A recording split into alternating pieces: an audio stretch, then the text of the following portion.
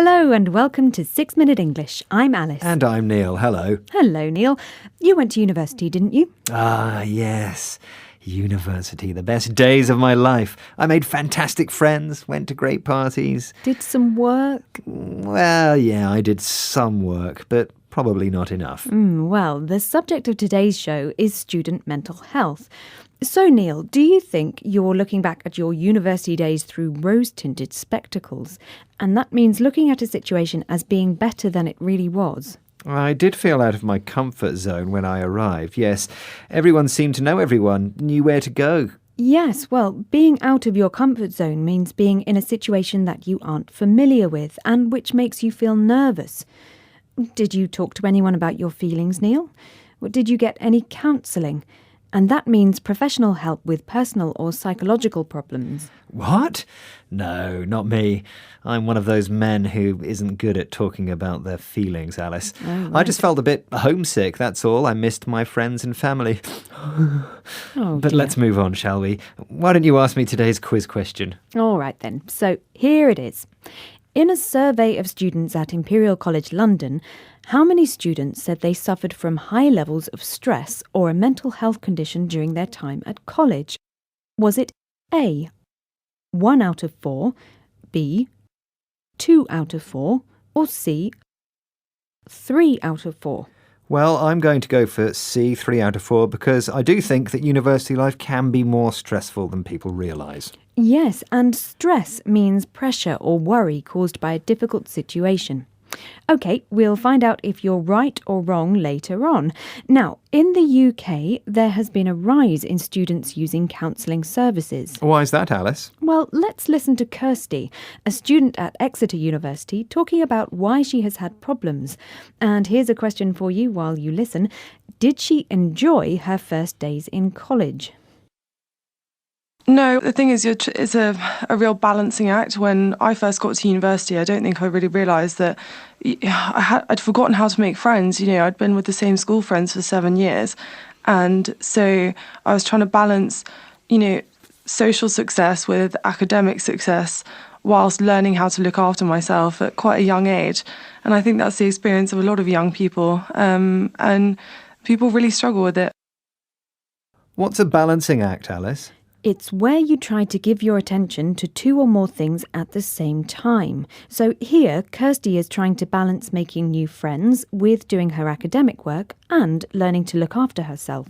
What does Kirsty mean when she says she's learning to look after herself? Well, to look after someone means to protect or take care of someone.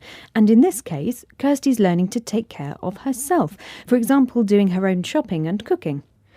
OK, let's listen to Dr. Ruth Caleb of the Counselling Service at Brunel University in London, talking about what practical stuff students could learn before leaving for university that might make life easier for them. Certain things that I think it would be very, very helpful for students to have put in place are an ability to do the practical things of life, to do the washing, to do the cleaning and so on, being able to cook.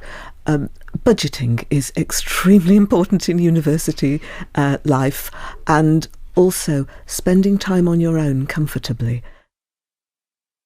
Oh yes, that's excellent advice. I couldn't boil an egg when I arrived at uni. Oh, really? Can you do it now, Neil? Just about. Oh, great. OK, and what about budgeting? Well, this means planning how much money you have and how you will spend it. I'm still pretty bad at that. However, I am very good at spending time on my own comfortably. Yes, I can believe that. Feet up, watching TV with a takeaway. Takeaway, of course a takeaway, because I can't cook anything. No. Not even an egg. You know me so well. So how about the answer to today's quiz question, Alice? All right then. I asked, in a survey of students at Imperial College London, how many said they suffered from high levels of stress or a mental health condition during their time at college?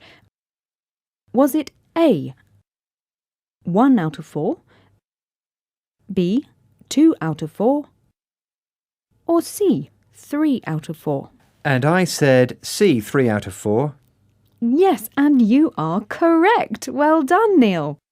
The survey, completed by over 1,000 students, also found that almost 70% of those that suffer from stress do so at least once a week, and 9% of students feel stressed constantly. Stressed means anxious and worried. Well, I feel anxious just thinking about all that stress. Can we hear today's words again? We certainly can. They are: through rose-tinted spectacles, out of your comfort zone, counselling, homesick, stress, balancing act, look after yourself,